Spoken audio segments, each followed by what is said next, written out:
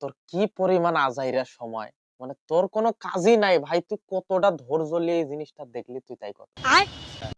তুই যদি এই সময়টা পড়াশোনা করতি, কোনো ভালো কাজে লাগাইতে, আজকে তোর এই ফেসবুকে রিলস দেখে সময় কাটাতে হইতো না।